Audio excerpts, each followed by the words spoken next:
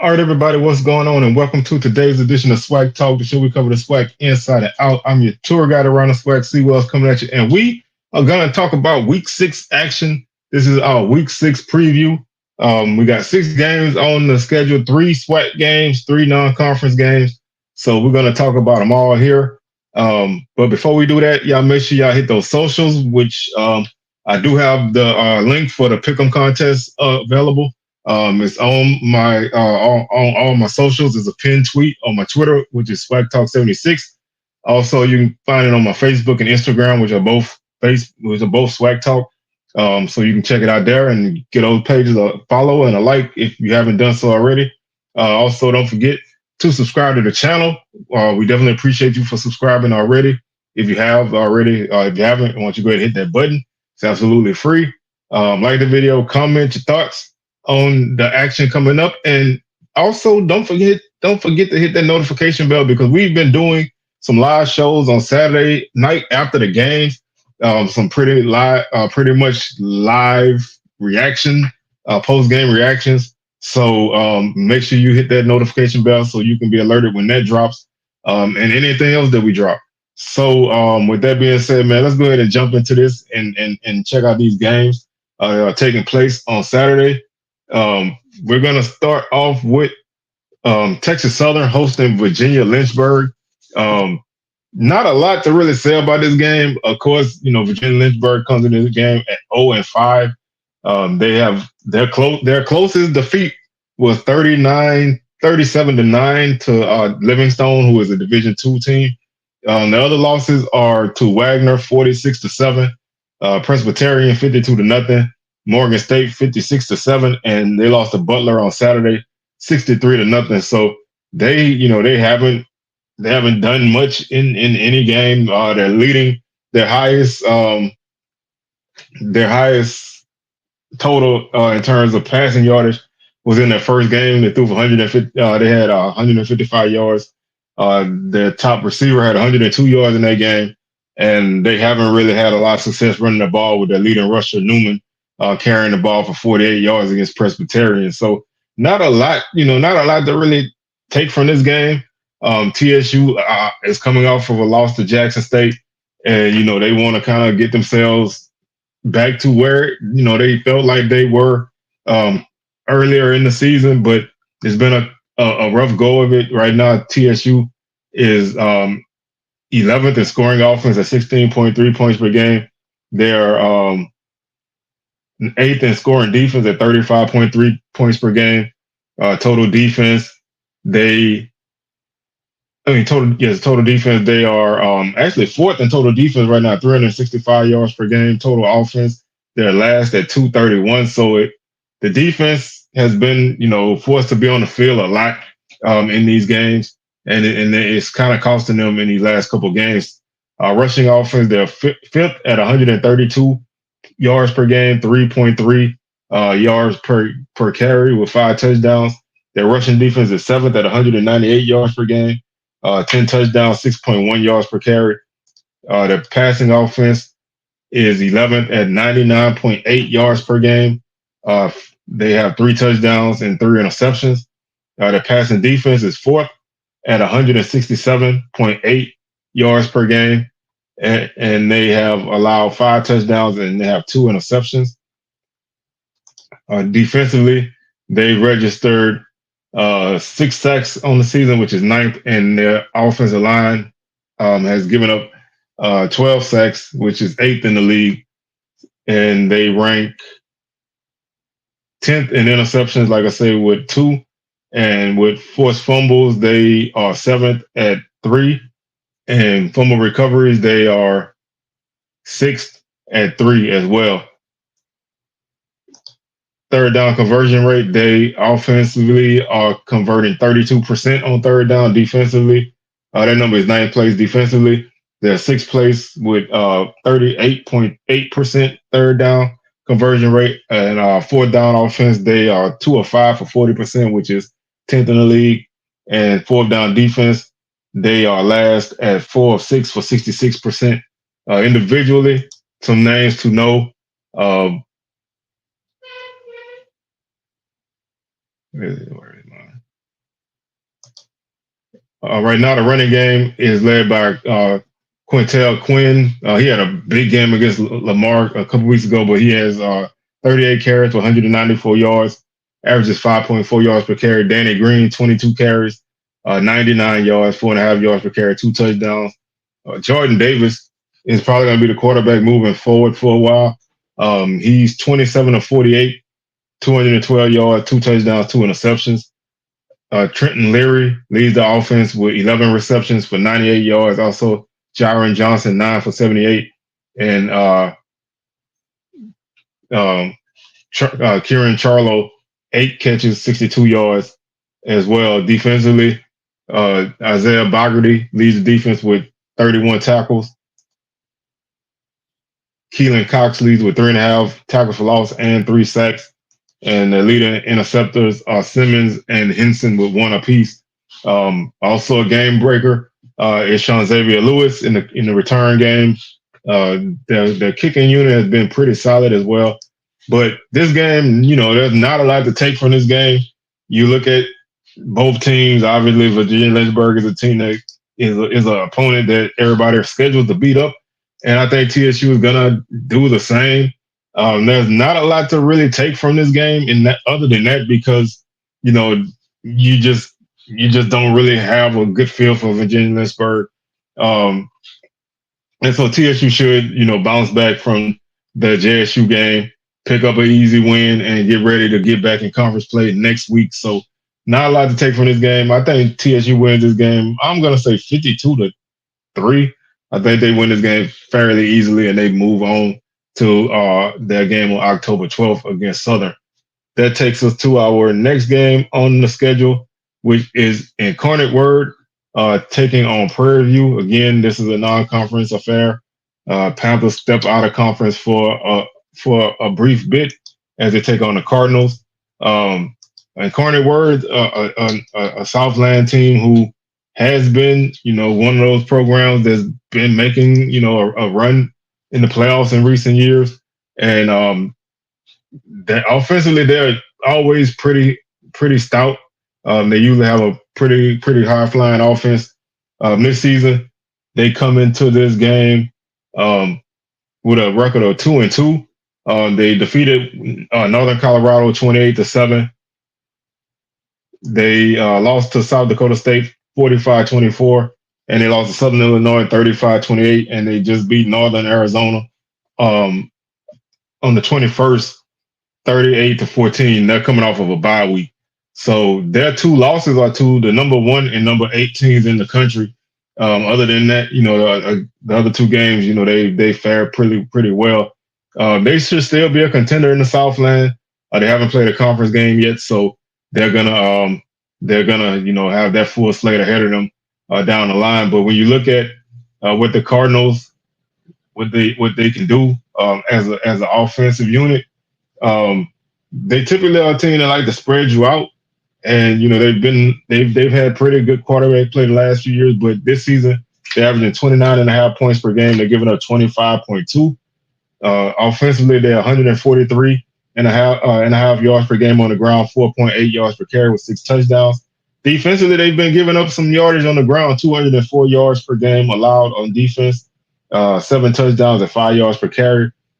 They've passing the ball pretty well, 101 of 151, 10 touchdowns, 2 interceptions, 272.5 yards per game. The opponent's 260 yards per game through the air, 7 touchdowns, 4 interceptions.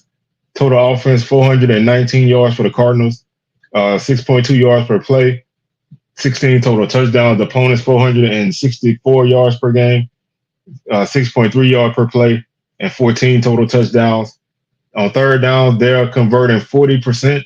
They're 27% on fourth down. They've lost 2 fumbles this season, and they have 10 sacks as a defense. So 10 sacks in 4 games. Their defense has done a good job of getting pressure on quarterbacks. Defensively, they're giving up 54% on third down. So they've struggled to get off the field in games, and I'm sure those numbers really come from the South Dakota State and Southern Illinois games where they really, were behind to those teams. 23% on fourth down for the opponents, and opponents have 8 sacks on the season.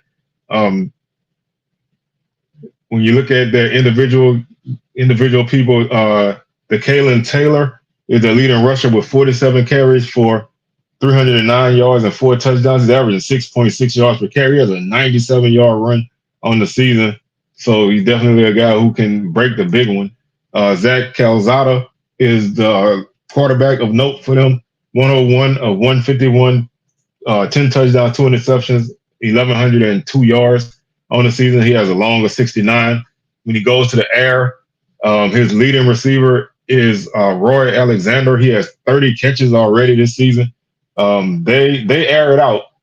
He has 30 catches so far, and Jalen Walthall has 23 catches for 399 yards and 5 touchdowns. He's averaging 17.3 yards per catch with a long of 69.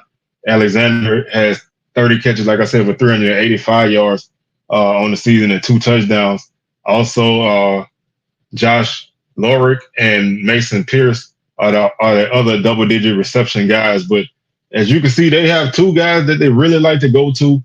And other than that, they kind of spread it out a little bit. But those are the guys that they really like to get the ball to. And when they do, they're pretty successful. Mason Chambers is the leading tackler with 33 on the season. Tackles for loss. Mr. Williams, 3.5 tackles for loss. He also has 1.5 sacks. Devin Grant has 2 sacks to lead the defense, and they have 4 interceptions by 4 different players. When you look at their special teams unit, they're averaging 37 yards per punt. And on field goals, they're 2 or 3 on field goals with a long of 40. They're 1 for 1 from 30 to 39 yards and 1 for 1 from 40 to 49 yards. And they are 0 for 1 from 50 plus. Quick look at their return unit. Not much really there. 6.5 yards per punt return and 17.6 yards per kick return. So nothing game breaking there, but that's not to say that they couldn't break one in a game. But offensively, they want to pass the ball, and they've been, kind of porous on defense. But it's going to still be a tough task for Prairie View, who comes into this game at 2-3, 1-2 in conference after a big win against Grambling to kind of stave off the Vultures for a minute.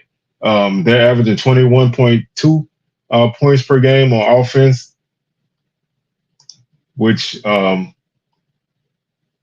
puts them at 6th in the league, and then they're 5th in scoring defense at 32.6 points per game. Total offense, they're 9th at 290 yards per game. They're 4.4 yards per play and 11 total touchdowns. Then when you look at their total defense, they're 5th at 370 yards per game. They've given up 17 total touchdowns, and they average 5.5 yards per play as the opponents. Their rushing offense hasn't really taken hold yet. 90.6 yards per game, 6 touchdowns, 2.3 yards per carry. Their rushing defense is 5th at 150 yards per game, 10 touchdowns, 4.5 yards per carry. Passing offense, they're 7th at 200 yards per game, 5 touchdowns, 4 interceptions. Opponents, their passing defense is 6th at 220 yards per game, 7 touchdowns, 3 interceptions. Right now, they are 9 or 12 on field goals for the season. They're averaging 36.9 yards per punt net and 41.7 total yards per punt. The return unit is last in punt returns, averaging 0.9 yards per return. And the kickoff return unit is 7th, averaging 19.9 yards per kickoff return. The offense has allowed 17 sacks, which is last in the league, and defensively, they have 7 sacks, which is 8th in the league. They rank 8th in interceptions with 3. They are 4th in fumbles forced at 5, and they are 8th in fumbles recovered at 2. When you look at their conversions, third down conversion rate, they're 4th at 37.3%. Their third down defense is also at 37%, which is fifth in the league. Fourth down offense, they're last at 1 of 5 for 20%. Fourth down defense, they're 11th at 66.7%. They have a stable of backs who can run the ball. They just haven't really gotten going yet. But Connor Wisham is the leading rusher. He has 194 yards on the season with 2 touchdowns on 56 carries. Also, Lamaje McDowell, 38 carries, 108 yards, and 3 touchdowns. He averages 2.8 yards per carry. Big back that can get it done in short yardage. Cameron Peters, it's 53 of 101 passing, 788 yards, 4 touchdowns, 4 interceptions. He was benched in the game against Grambling for Jaden Johnson, who is 12 or 16 for 100, 12 or 8, 12 or 18, 104 yards, 1 touchdown, no interceptions. I think Johnson is getting the start on Saturday, so they'll see how he does. Shamar Savage has 19 catches, 325 yards, and 2 touchdowns. I think you need to feed this guy the ball at in any means necessary. He should always get targets. He's a big guy who can run. He can catch the ball pretty well. So you want to definitely put the ball in his hands. You want to give him opportunity to make plays. You don't want him to. You just don't want to have a guy like that not make plays for you. And it's been long stretches of games where he just hasn't really gotten the ball in his hands. And so, I think if your offense is going to be successful, you have to put the ball in his hands and you have to allow him to make some things happen. Also, Trajan Spiller is another guy that they go to. He has 20 catches to lead the team for 242 yards on the season. Also, Chris Herron has 11 catches for 124 yards and 1 touchdown. Defensively, Aiden Jones has 34 tackles to lead defense. Bryce Turner with 32 tackles for loss. Fred Stokes 4.5. Also, and he also leads the team with 2 sacks, interceptions. Coleman Jr., Jones, and Franklin each have 1 interception apiece. When you look at their special teams, Efren Jasso is averaging 41 yards per punt. They are 9 of 12 on field goals. Garcia Rodriguez has a 54-yarder this season, so he does have a strong leg. The return unit hasn't really broken anything yet, but they're averaging 7.3 yards per punt return and 19.4. They're averaging 0.8 yards per punt return and 19.4 per kick return. This game, I look for Prairie View to try to get something going offensively, especially, this is you're starting a new quarterback for the third time this season, so you really still trying to find that identity. You had a spirited comeback last week. The week before, you let a game get away that you probably should have won. And so you're in a team that's up and down. I don't really know where they're going to be in a game like this. I think the offense obviously is going to be tested. This defense that they're playing against has given up yardage on the ground. So if they do have the ability to run the ball, they need to stick to that as much as they can. You need to make things easy for your new starting quarterback and hope that, he can translate what he did at the end of the Grambling game to this game. But I think it's going to be a tough task. I like at Cornet Word by a score of 31-14. I just think starting a new quarterback on the road is going to be a tougher affair for this team as they still don't really have an identity really of who they are yet. And, they're going into their, 6th game of the season. So, at this point, you need to, you kind of need to know who you are. And, I think they're still trying to find that out. And, this is a non-conference game. So it's an opportunity to kind of throw some stuff at the wall and see what happens. So we'll see, but I'm not really sold on this game yet. And then that takes us to our next game, which is our last non-conference game of the day, and that's Southern hosting Nicholls State. Nicholls is a team who is predicted to be a top team in the Southland. They've had a rough start to their season, losing two FBS games. They lost to Louisiana Tech by 8, 25-17. They lost to LSU 41-21, 44-21 in a game that they were kind of tight against for a good stretch of the early portions of the game. LSU blew it open late, and then they went to Sacramento State and got walloped 34-7 before coming home and taking on Valley and winning that game 66-0. In a game where they had 6 interceptions as a defense. They coming off of a bye week before they come to play Southern on Saturday, so they're going to be well rested, and they're going to be looking to get some momentum as they head into Southland play against Incarnate Word on the 12th. So they have a big game on the road the following week. So you don't want to be looking ahead if you're Nicholls. You don't want to be looking ahead to that game. I think they're gonna be, I think they're gonna come in ready to play, but they do have a big game the following week. So could their attention be somewhere else? It's always possible. But this is a team that's been on the road 4 of their first 5 games. They will be on the road 4 of their first 6 games. Excuse me. So they're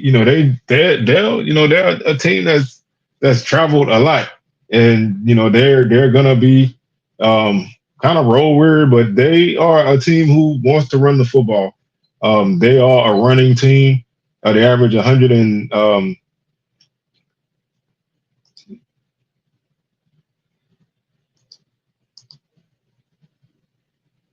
they average 169 yards per game, 4.2 yards per carry, with 8 touchdowns, scoring 27.7 points per game as offense. Defensively giving up 25.7. And opponents are only running for 78.5 yards per game. So that run defense is stout. Even with 2 FBS games and a ranked FCS opponent, they have not given up much on the ground. So if you're looking to run against them, you're gonna find it a little tough. When they go to the air, they're averaging 161.5 yards per game through the air, 5 touchdowns. They haven't thrown an interception yet this season. So they've taken care of the ball in that aspect. They do have 10 interceptions as a defense, so they've been forcing a lot of turnovers. They do give up 255 yards per game through the air, 10 touchdowns, 10 interceptions. So they give it and they take it. They give up big yardage and touchdowns, but they are taking the ball away as well. Total offense, 330 yards for Nicholls, 5 yards per play, 15 total touchdowns. The opponents, 13 total touchdowns, 33.8 yards per play, and 333.8 yards per game, and 5.3 yards per play. They're averaging 30. They're converting 35% on third down and 22% on fourth down. They have fumbled. They have lost 3 fumbles, and they have 7 sacks as a defense. They've given up 13 sacks, so they do have. They have had some problems protecting the quarterback. So if you're Southern, you want to try to get some pressure on the quarterback, but they are going to run the ball first and foremost. The opponent's 29% on third down and 50% on fourth down. Those defensive numbers are really good. Like I said, when you consider they played 2 FBS opponents and a ranked FCS opponent.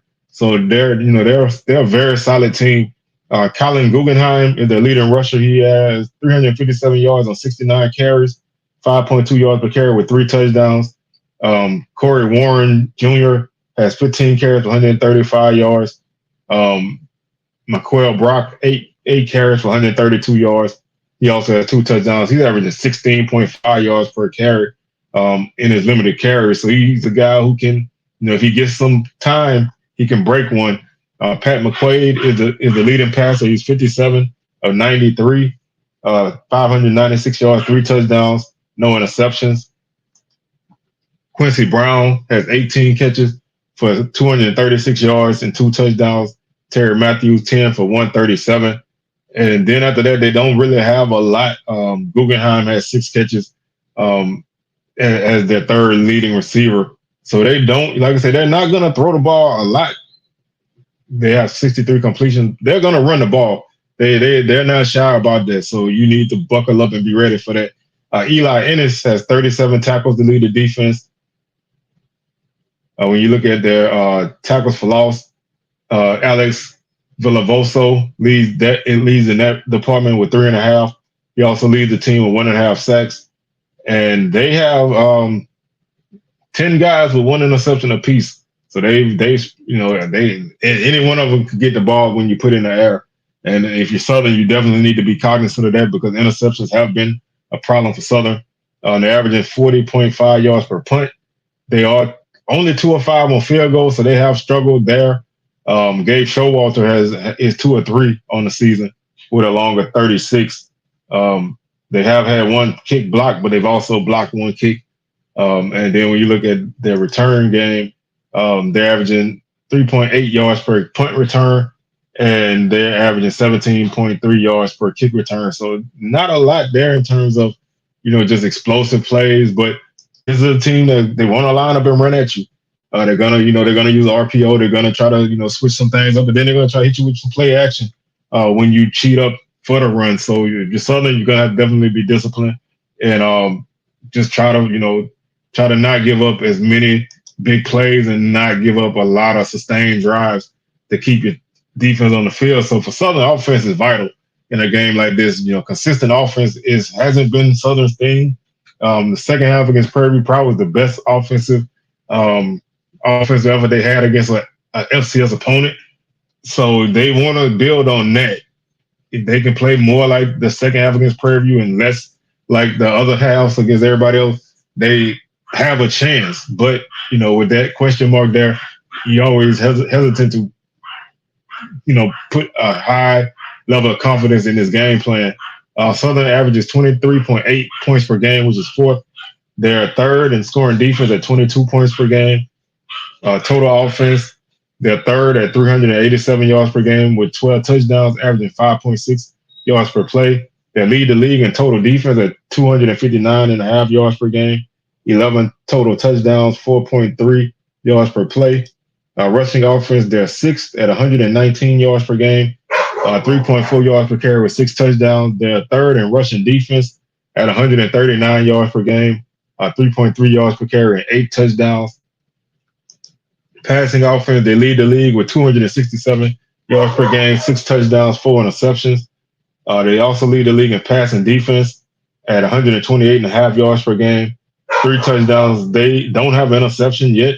As a defense, they're one or two teams who hasn't gotten an interception yet this season. When you look at their return game, they're last in kickoff returns at 16.1 yards per return. They are ninth in punt returns at 6.5 yards per return. When you look at the kicking game, they are 5 of 8 on field goals. They also average 34.2 yards per punt. So they haven't really had that success punting the ball that they've had in recent years. So that's been something that can hurt them in a game like this. Trying to get field position and flip the field and, give your defense a chance to, get a stop. They are allowing 9 sacks as an offensive line, which is 5th in the league. This offensive line has not played spectacular, but they played a lot better than they have the previous season. So, you're hoping that they continue to grow and get better. And if they do, it's going to make things a lot better for this team. They are 4th in sacks as a defense with 10. Third down conversion rate, they are 2nd in the league at 41%. So they have done a good job of converting third downs. Defensively, they're 3rd at 33%. They've done a good job of getting off the field. They have to avoid those bad third down penalties as a defense, and penalties as an offense has kind of stalled drives. So they really have to be careful with penalties because that's been an issue all season. 4th down conversion rate, they're at 40%, which is 9th in the league. 4th down defense, they're 5th at 25%, 1 of 4. Like I said, the key thing for Southern is penalties. This is a team that is they have 35 penalties already this season. The only team who has more is Prairie View, and they played an extra game. So they're a highly penalized team. more than 8 penalties a game. So that's something that really, really can hurt them. Over 80 yards per game on penalties. So you really want to take better care of that, because that can bite you in a game like this. Kobe Dillon is a leading rusher with 185 yards on 39 carries, 4.7 yards per carry. Also, Kendrick Grimes, 44 carries, 149 yards, and 2 touchdowns. And C.J. Russell has 14 carries for 80 yards and 2 touchdowns. Noah Biden will be the starting quarterback this week again. 49 of 94, 3 touchdowns, 4 interceptions, 706 yards. He had a better second half against Prairie View. I think the passing attack fed off of the running game being opened up, and they were able to move the ball that way. Chandler Whitfield leads the team with 14 catches for 210 yards and 2 touchdowns. Also, Dupree Fuller, 13 catches, 164 yards and 1 touchdown. Uh, they will throw to the tight ends. That's been a facet of this offense this season, and that's something I think they're going to continue to do as they, kind of try to settle into this offense. Herman Brister leads the defense with 21 tackles. Also, Kelby Givens, 21 tackles. Givens leads the team with 4.5 tackles for loss. He also has 1 sack. Jelani Davis has 2.5 sacks, which he had 2 big sacks against Prairie View at the end of the game in overtime. So to me, this is going to be a tough game for Southern. There's no real way to sugarcoat it. Nichols going to come in. They're going to want to run the football. They're going to want to be physical. Southern's going to have to match that intensity and exceed it. To me, this game hinges on Southern's offense. If they can't get anything going offensively consistently, they're going to lose this game, and they're going to lose it bad. If they can move the ball on the ground, which open up the passing game, and the defense gets stops, they can make this a ball game. But Southern has yet to play they've yet to play a consistent game all season. I don't think this is going to be the Saturday that they do it. I think Nichols wins this game. I'm going to say 28 to, I was at 28 28-19. I think it's going to be a game that can be tight at the half, but I think Southern defense may wear down if the offense doesn't get going. So I would love to pick Southern over Nichols because I'm not a Nichols fan at all, but I just don't see Southern offensively being consistent. They have to show me that weekend, and we haven't done that yet. So it's going to be tough to pick them in this aspect. But, stranger things have happened, but that's where I stand with that one. That takes us to our fourth game as I go backwards. Fourth game on the schedule, which is Alcorn taking on UAPB. The Braves pick up a big win, a much needed win, let's put it that way, against Valley on Saturday in a game that, they were viewed as underdogs for, whatever reason. But they were able to get the win, pretty convincingly and, pick up their first conference win, pick up their second win of the season and, build a little momentum because it's been rough for them. This start of the season has been rough. They only scored 17 total points in their 3 games that weren't against a D2 opponent. So it was very important for them to get going against Valley early, and they did. And they were able to run the ball well, which, helped the defense out. And now they come back home to take on UAPB for homecoming on Saturday. And, that gives them an opportunity to kind of get some things going. Pine Bluff's been a team who has been competitive in spurts. They haven't really been able to, close out games against teams not named Arkansas Baptist. They are 1-3. They've lost. Their 3 losses are by double digits. Obviously, they lost big to Arkansas. They lost 41-28 against Tennessee State, and then Central Arkansas beat them 56-17, and they're coming off of a bye week. A much needed bye week as they can kind of try to regroup and continue to develop. The Golden Lions, they come into this game with an offense that is scoring a lot of points, and that is buoyed by that 73-point game. They also have a 28-point game against Tennessee State. Other than that, they haven't really scored much. but they're averaging 29 and a half points per game. The defense is giving up a ton of points. They are 11th in the league at 41.8 points per game, and that's even with a shutout. Um, so they've given up a ton of points, and that's tough because the offense has been a lot better this season. They're fourth in total offense at 350 yards, 57 yards per game. They have 16 total touchdowns and 6.2 yards per play. They're 10th in total defense at 459 yards per game. They've given up 23 touchdowns and 7.2 yards per play, which is the second highest number in the conference. The rushing attack is seventh at 110 yards per game, 3.8 yards per carry with 9 touchdowns. The rushing defense is 10th at 215.8 yards per game, 16 touchdowns, 6.1 yards per carry. The passing offense is fourth at 247 yards per game. They have 7 touchdowns and 1 interception. The passing defense is 10th at 243 yards per game, 7 touchdowns, 4 interceptions allowed. Their return games, they are sixth in kickoff returns at 20.6 yards per return, and they are eighth in punt returns at 7 yards per return. They lead the league at 100% on field goals. They're only 2-2, but they have not missed one. Their punting game, they average 34.6 yards per punt return, 30 yards per return net. They've given up a lot of sacks, 15 so far this season in 4 games. Their defense only has 2 sacks. So they really struggled defensively. Even with the growth of their offense, the defense just has not come along, and that's going to be probably the sticking point for this team moving forward in conference play. They are 7th in third down conversion rate at 32%, so struggling there a little bit on offense. And they are last in fourth and third down defense, giving up 61%. So they have really struggled to get stops on defense.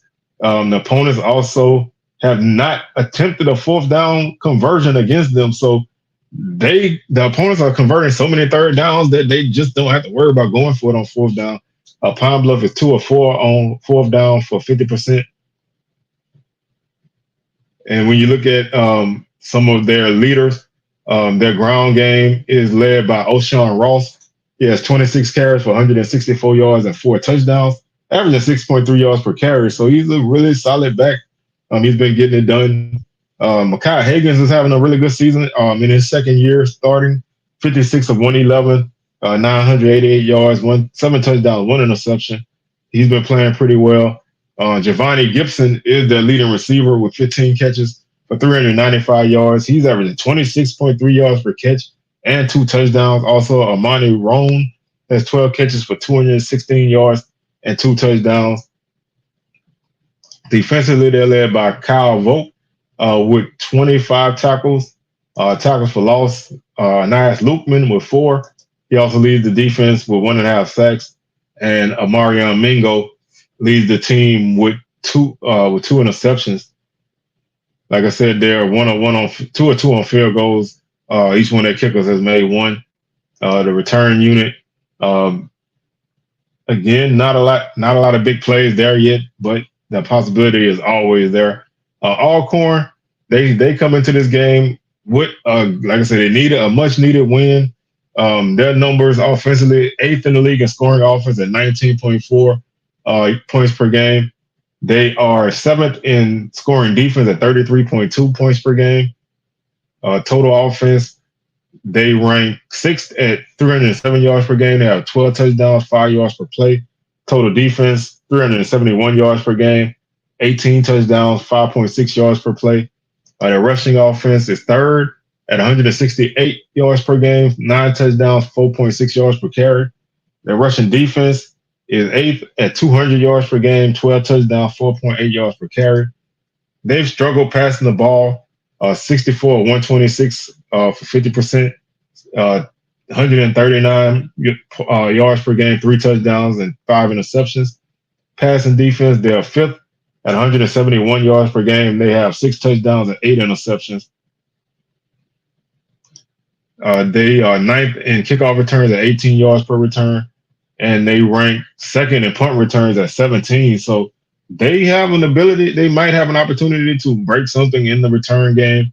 They are 4-4 on field goals, and they're averaging 35.3 yards per punt. When you look at the giving up offensive line allowing sacks, they've allowed 11, which is sixth in the league, and they are 11th in the league in sacks at 4, which I thought the defense would be able to generate some more pressure, but as they get deeper in the conference play, the defense will come around. They are 11th in third down conversion rate at 29%. Defensively, they are 7th in the league, allowing 41% on third down. Opponents are 33% on fourth down. That's 7th in the league, and Alcorn is 8th in the league in fourth down offense at 40%. When you look at some of their individual leaders, right now their leading rusher is Xavier Vaughn, the quarterback. He has 312 yards, 6 touchdowns on the season, averaging 5.8 yards per carry. And Jacorian Sewell has come on big in the last couple of weeks. He has 45 carries for 253 yards and 1 touchdown. He's averaging 5.6 yards per carry. Vaughn passing the ball is 52 of 102 for 609 yards, 2 touchdowns, 2 interceptions. Tyran Warren leads the team with 129 yards on 5 catches, averaging 25.8 yards per catch with 1 touchdown. Also, Damian Jones, 8 for 116 and a touchdown. Tavares Griffin has 14 catches to lead the team with 112 yards on the season. Defensively, Stamarion Edwards has 29 tackles to lead the team. Kayvon Henderson has 27. Malachi Bailey has 6 sacks to lead the defense. He also leads the defense with 1.5 sacks. That's 6 tackles for loss and 1.5 sacks. And Edwin Summerar has 4 interceptions. He had 3 against Valley on Saturday, so a really big game for him. Noah Kiani has been solid kicking field goals at 4-4 on the season with longer 47. When you look at their return game, they have a they've been, like I said, they've been pretty solid, averaging 18 yards per return. They are averaging 17 yards per punt return with a longer 32. I think this is Alcorn's game to lose, honestly. I think Pine Bluff's playing better offensively, but their defense is just not there, especially against the run. And I think Alcorn's going to come out and run and run and run. And I think that will help them build up a lead. So this is another confidence building game for Alcorn as they try to put that bad start behind them. They may not be a smooth operating machine on offense, but I think that offense can move the ball against this Pine Bluff defense. Alcorn defensively, they're going to probably bend but don't break against this Pine Bluff offense. They're going to test you down the field with Gibson. And Ross is a solid runner, but they have given up a few sacks. So if you can get pressure on them, you can probably stymie them. And I just think Alcorn's run game is going to be the difference in this one, as I think the Braves win this game by a score. I'm going to say 27-10. I think they win this game and have them a good homecoming and pick up their 3rd win of the season, their 2nd conference win. And that takes us to our 5th game on the day, which is Alabama A&M taking on Jackson State. Bulldogs and Tigers hooking up in Mobile. Alabama A&M they're an odd case to me. They've played a few. They played 2 non-D1 games. I mean, they played 2 non-D1 games and then 2 D1 games. And they've been all over the place in their non-D1 games. Their offense looked really good against Kentucky State.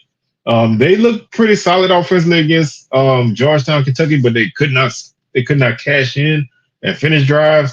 And then against Austin Peay, they just did not play well at all. And then obviously against Auburn, they didn't play well either.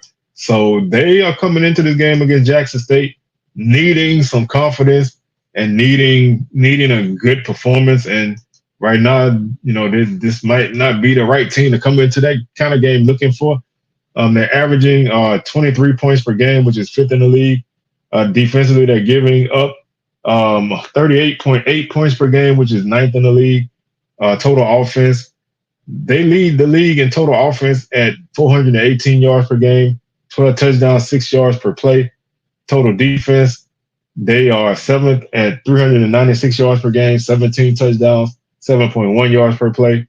Their rushing attack has really struggled outside of those non-D1 games, but they're still fourth in the league in rushing at 152 yards per game with 5 touchdowns, 4.3 yards per carry.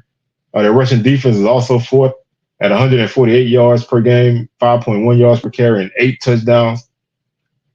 Now, the passing attack, they are second at 265 yards per game, 7 touchdowns, 5 interceptions. Passing defense, they are 11th at 248 yards per game, 9 touchdowns, 2 interceptions. They are fourth in kickoff returns at 21.1 yards per return. Punt returns, they are 10th at 2.3 yards per return. Right now this season, they are 3 of 6 on field goals. So, they've struggled a little bit on field goals, and they are averaging 39.9 yards per punt on the season. The offensive line has been pretty solid, giving them 9 sacks, which is tied for third. And defensively, they are third in defense in sacks generated at 10.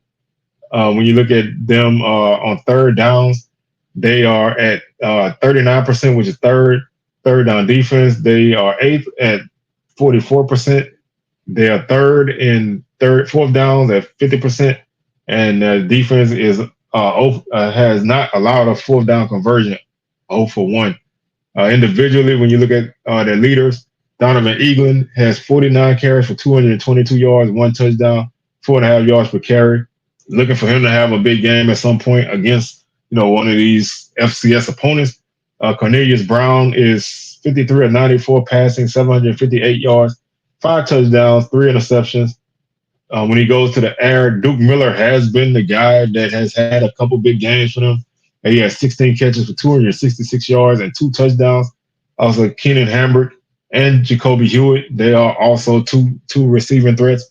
Hambrick, 10 catches, 161 yards.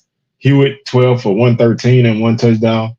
They're led on defense by Cortez Andrews with 30 tackles. He also leads the team with 5.5 tackles for loss and 3.5 sacks. So he's a guy that really gets things going. Jamarion Edwards is also a guy to keep an eye on. He has 4 tackles for loss and 3 sacks. They have 2 interceptions by 2 different guys. And when you look at their kicking unit, like I said, that they're 3 of 6 on the season. Austin McCready is 3 of 5 with a long of 48. Their longest return on the season on punts is 7 yards, and their longest kickoff return is 37. So, the opportunity to break one is always there. They just haven't really done it yet. So, you always look for that to be something that can kind of impact the game, but they just haven't really got there yet. They're facing a Jackson State team who's coming off of a big bounce back victory against Texas Southern. They lead the league in scoring offense at 33.6 points per game. They're second in scoring defense at 21.4 points per game. They are second in total offense at 399 yards per game, 20 total touchdowns, 6.9 yards per play. They are third in total defense at 269 yards per game, 12 touchdowns allowed, 4.4 yards per play. They're second in rushing offense at 171 yards per game, 10 touchdowns, 5.2 yards per carry. That number leads the league. They are first in rushing offense at 102 yards per game, 7 touchdowns. They're giving up 3 yards per carry. Their passing offense is fifth at 227 yards per game, 10 touchdowns, 3 interceptions. The opponents, 166 yards per game. That's third in the league, 5 touchdowns and 5 interceptions. They have a really good return unit. They lead the league in kickoff returns with 26.3 yards per return and 1 touchdown. They're fifth in punt returns at 9.9 yards per return. Field goals, they are 7 of 8 on field goals, and they average 37.6 yards per punt. The O-line, the offense has only allowed 5 sacks. They lead the league in that number. They also lead the league in sacks by their defense with 16. So they protect the quarterback very well. They rush the passer very well. They stop the run. They've been pretty solid. Other than that, those 5 turnovers against Grambling, they've been a pretty solid team so far this season. They lead the league in third downs at 43%.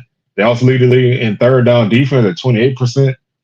They are ninth in fourth down defense at 45%, and they are 11th in fourth down offense at 33%. Some of their individual guys to keep an eye out on. The leading rusher right now is Irv Mulligan, as he returned from injury. A couple of weeks ago, he has 166 carries and 1 touchdown, 5.4 yards per carry on 31 carries. Cameron McCoy has 150 yards. Travis Terrell, who is a very explosive guy, he has 124 yards, 5.2 yards per carry, 1 touchdown. Also, Jacobian Morgan has a 72-yard touchdown run. Ahmad Miller and J.D. Martin, they have a loaded backfield that can get going at any time. Morgan is the leading passer, 62 of 94, 855 yards, 7 touchdowns, 2 interceptions. Jonas Fortillion leads the team with 14 catches for 302 yards and 4 touchdowns, averaging 21.5 yards per catch. Also, Isaiah Spencer right behind him at 13 catches for 250 yards. He's averaging 19.2 yards per catch and 1 touchdown. Marvin Landy has 9 catches for 129 yards. Also, Tyquan Henderson has 4 for 83. He had a big touchdown against TSU. Reed Pulliam leads the defense with 31 tackles. Joshua Noble, 7.5 tackles for loss. He also has 5.5 sacks to lead the defense. And Asayas Guthrie leads the defense with 2 interceptions. And like I said, they've been pretty solid on returns. Terrell had a kickoff return against TSU for a touchdown, and that's always a weapon for them. I look at this game as JSU continuing to kind of gain momentum. As long as they don't turn the football over, this is a very good team. I think they're gonna give A&M problems. JSU is stout against the run. A&M definitely gonna want to run the ball with Eaglin and Morrow, but I think JSU is gonna take that away from them, make them a little one-dimensional. And I think JSU's offense is gonna be able to have success running the football. I feel like if JSU can run the ball 150 plus, I think they win this game. I've been saying that the last couple of weeks. I still think it's true.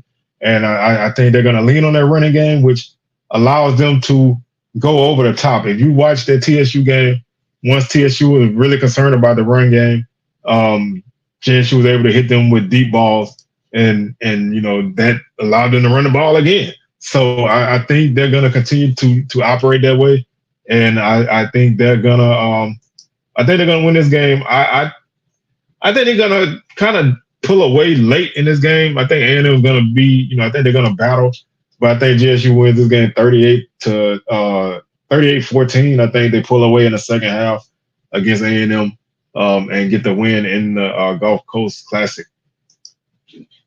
That takes us to our final game of the day, and this is a big game. Alabama State hosting Florida A&M. The Hornets, they've had some issues offensively, but the defense has still been what it normally is. They had a lull against Bethune-Cookman late in the game where they allowed them to score a touchdown, and then they got a fumble and scored off after a fumble on the kickoff and made that game a lot tighter than what it probably was. They ran the ball extremely well in that game, over 300 yards. It's homecoming in the Gump, so they're going to be fired up. FAMU coming off of an unexpected bye week because their game against Alabama A&M was rescheduled to later in the season. FAMU's not looking like FAMU has looked, so they still have some things to work out, but they're averaging 16.8 points per game. Defensively, that's 10th. Defensively, they're fifth, sixth, at 32.8 points per game. Total offense, they're fifth at 337 yards per game. Total defense, they're ninth at 427 yards per game, allowing 7.1 yards per play. The offense is averaging 5.4 yards per play. Their rushing offense is 10th at 89.3 yards per game.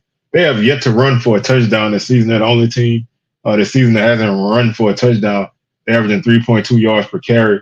Their rushing defense, which is something that they have hung their hats on, has really struggled this season, allowing 204 yards per game, 9 touchdowns, 5.5 yards per carry. Their passing offense has been pretty solid, 248 yards per game, 6 touchdowns, 3 interceptions. Their passing defense, again, not where it normally is. 223 yards per game, 8 touchdowns, no interceptions. So they join Southern as the only defenses that have yet to record an interception this season. The return game, which was a huge strength for them last season, is kind of hit or miss. They're averaging 19.9 yards per kickoff return, which is eighth in the league, and they're averaging 15 yards per punt return, which is fourth in the league. So they kind of hit or miss, like I said, and I think the special team unit is one of the best.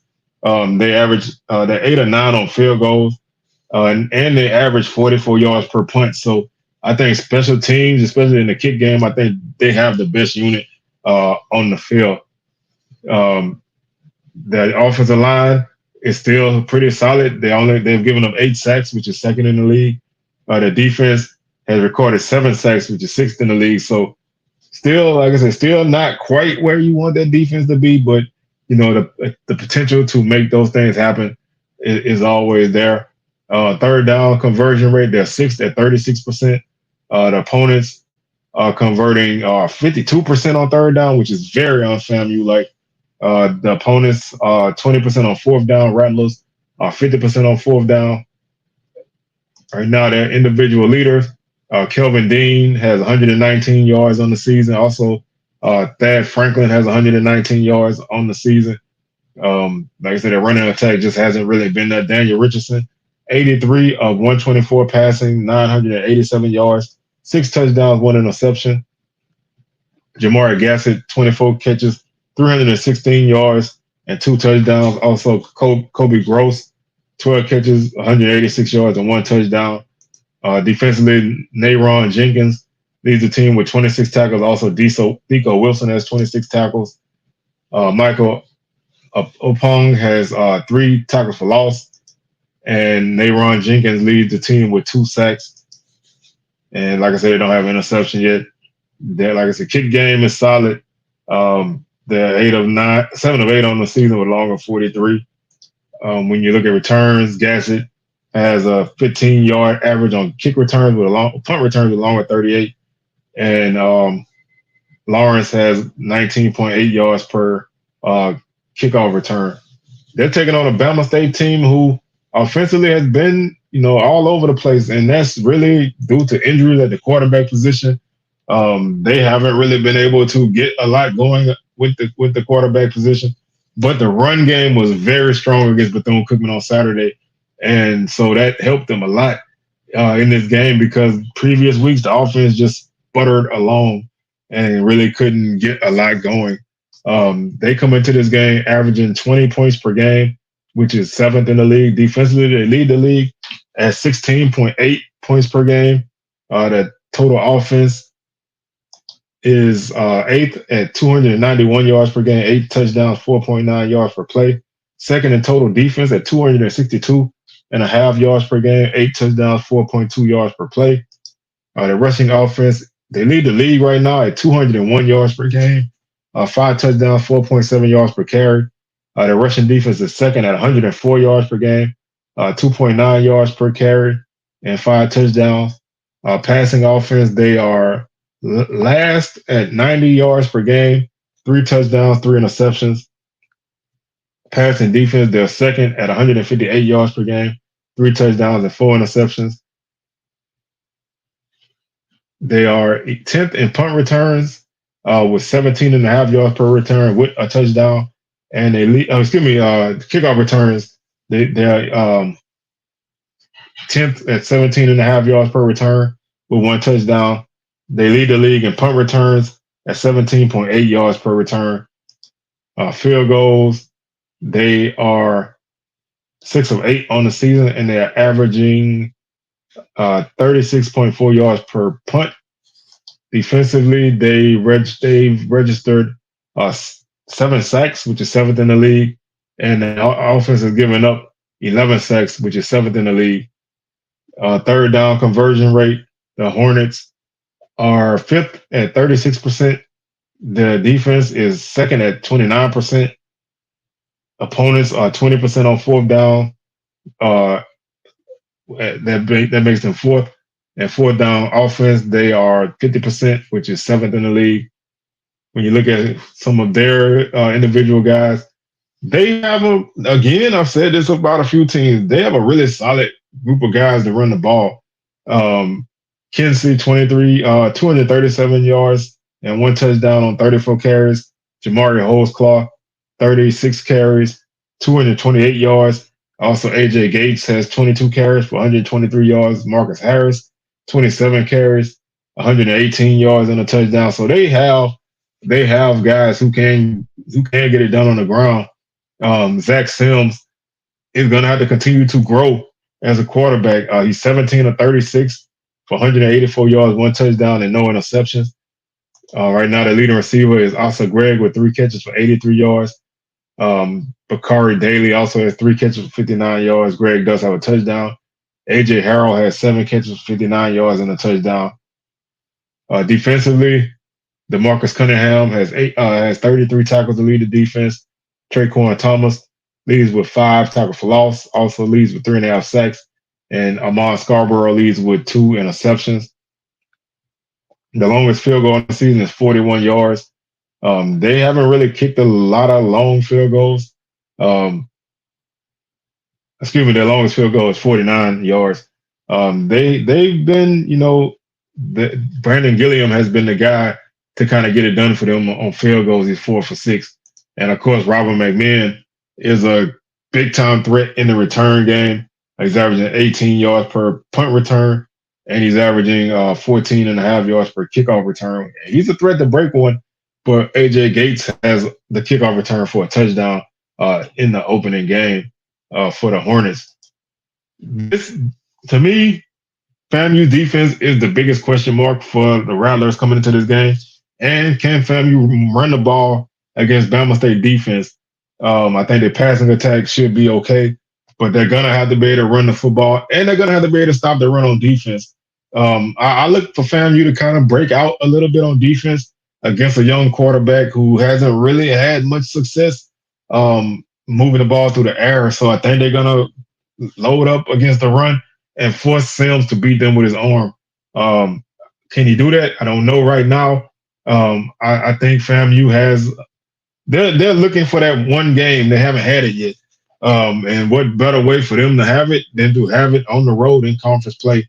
But I think this is going to be a game where Bama State defense again kind of controls things. I think FAMU's offense is going to be able to get some things going here and now. And I think it's going to be enough because I think FAMU is finally going to buckle down against the run and force Bama State to beat them passing the ball. I just don't think they can do that. So I like FAMU in this game, 24 to 12. I'm just not quite sure with Bama State offensively, man. I just don't know if they got it with the passing attack. Sims is going to have to grow up fast if the Hornets want to stay in this race. That is going to do it for today's show, man. I thank y'all for tuning in. Again, SWAC Smoke will be Thursday, 6 p.m. Central, 7 p.m. Eastern. And our week 6 recap would be Sunday. I don't think we're going to have a live show Saturday night, but if we do, keep it locked here and you'll get that notification. So with that being said, man, I'm the tour guide around the SWAC signing out, and I'm going to catch y'all on the rebound. Peace.